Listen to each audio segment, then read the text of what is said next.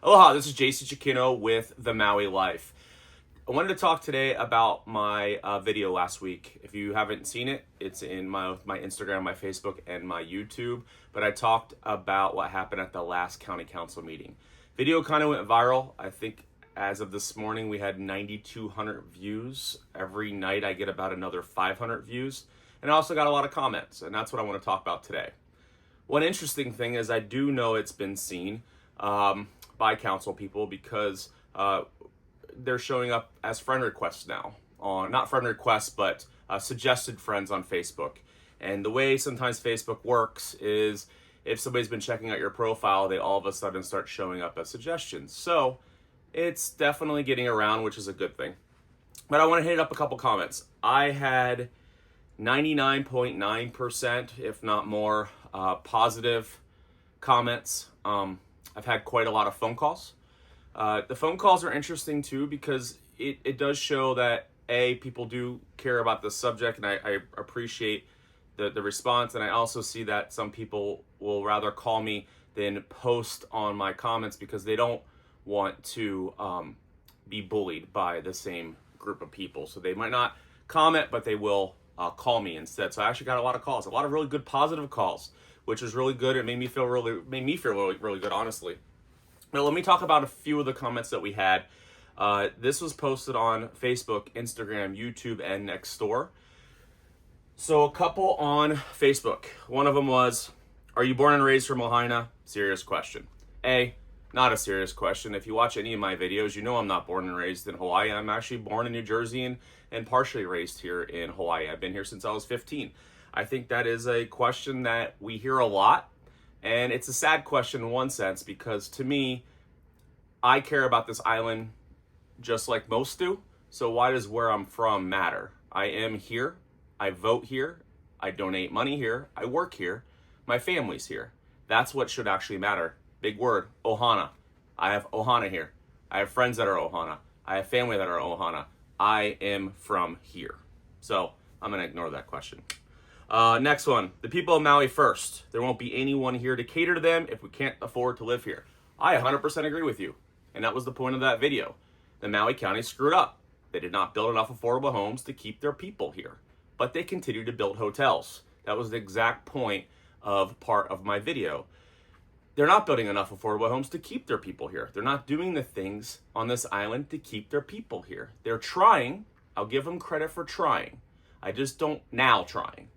But over the last 20 years, maybe not so much. There's a lot of stuff out there. If you read, you'll see that they have not been doing what's best for the people and building affordable homes on this island. And now they want to do something called a taking. They want to take away the rights of somebody else to fix their mistakes. Next one, simple word, ignorant. I actually don't know if that was directed to me or directed to the other group. Either way, I disagree. If it's me, at least. I'm definitely not ignorant. I've been studying this stuff for almost 10 years. I've been in the industry for 10 years. I've been looking into the Minatoya. I've been thinking about how to do affordable homes for here. All that stuff for about 10 years now. So educated is not the same word as ignorant. So maybe you're confused. I'm definitely not ignorant on this subject. I promise you that. But I do think some people are ignorant, and that's why I do this video. And I don't think it's purposely ignorant. I just think it's uneducated in this subject. Meaning that I think people trust what's posted on social media. Fact check everything I said. I'm good. Fact check everything they say. Not so good. I promise you. And I have proof of that too, by the way. I have recording of condo docs that I will go over in the next video, probably in about a week. And those condo docs actually do show that they were always meant to be vacation rentable, not what the other side says. The other side says, and it's not an other side to be honest with you, I think we should be all one group working together, but for this video, I say the other side. They say that they were always meant to be affordable homes, and that's actually not true. A majority of them were always supposed to be vacation rentable. The big one I got was actually on Nextdoor. And Nextdoor is always interesting because you get some different points of views, which is good. It opens up the conversation. And I was wrong on something, and I admit when I'm wrong. I said teachers are state employees here, not public. I actually didn't know that, but the teachers, but the firemen and police are a part of county. It's still important that we get housing for those teachers, the firemen, and the police, but we're still going to have a lack of money. So my point was more that we're going to have a lack of money supporting our county workers. I just misspoke. Teachers are state. I do apologize to any teachers. That was just me rambling. I don't have a lot of notes when I talk, so I kind of go off the cuff. And so sometimes I mess up. So I messed up. The other part she said is I agree with you, the county needs to be held accountable. So thank you. I definitely think this county should be held accountable for what they're doing.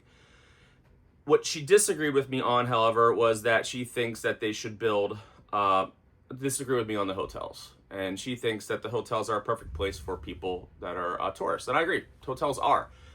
But she was saying that they should build more hotels and still get rid of the short-term rentals. So that to me that's what I never understand, that argument where we're going to build hotels to replace the already short-term rentals when the short-term rentals aren't the greatest for our long-term residents. So that one's always one that I'm always confused about, but I appreciate the pushback. I do appreciate that because I don't want everybody just agreeing with me. I don't delete comments. I don't do any of that stuff. I let it flow. So post what you want to post, and usually I'll talk about it. I don't name anybody, but I do talk about it. What she's saying is that the same person was saying that the real issue is the permitting of the giant homes, the zillion-dollar vacation homes for non-residents, and not requiring all developments to do affordable housing. And I agree, they should do more affordable housing. Once again, I don't know if I agree. I don't think permits should be pulled for these big properties until we fix the housing crisis. But one big property is not going to make up for the 10,000 long-term properties that we need. So I do agree and I disagree at the same time. I don't think we need more hotels. I think we should keep what we have and we should build more affordable homes. But, I digress. And the last part, water issue. That's always a big one. And I love the water issue. So technically, we get more rainfall than Oahu. We actually do have a lot of water that runs through this island. It's just we have a containment issue. We don't contain the water very well. So we actually have water, but it's honestly misused. The big one, we had cane fields here forever. They were using a ton of water. It was now sold to Mahi Pono, who I don't think uses as much water. So my question is, where is that water? And it comes down to, once again, containment. Last big thing, two things, and then I'll end this video. One, the hearing is today. Final reading, most likely, will probably pass. So I'll talk about that once it passed. Then soon after that, I'll talk about the lawsuits that are about to come in. How about that? Perfect. That's exactly what we need as a county, is more lawsuits. But the last one I want to talk about is a major sale that just happened. Alexander and Baldwin just sold, I don't know if it was all of their portfolio or a chunk of their portfolio to the largest landowner in the U.S. That is Blackstone, I believe they're called. So I think they're opening themselves up. And I talked a little bit about this at the last video, but I think Blackstone is positioning themselves, and I might have the name wrong, positioning themselves to buy up a lot more property on Maui. And with lawsuits coming in, what ends up happening is the banks will not loan, which opens us up to a big company like them to come in and buy up the property. So now we've gotten rid of the people that love this island, that bought because they love this island, to the true person that just wants to turn everybody into tenants and huge speculation on the market. So I'll talk more about that when more details come through. I'll talk more about the condo docs and what they truly say.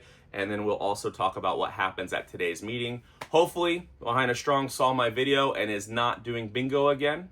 So I hope you guys learned your lesson on that because of the pushback from the people of this island pushed back on that. So aloha, my name is Jason Chiquino with The Maui Life. If you need anything at all, or if you want to just chat about the problems that we have on this island about affordable housing or housing in general, I'm more than willing to sit down with anybody. I actually have 2 chairs here and I have one empty right now. So if anybody wants to have this conversation, I would love it.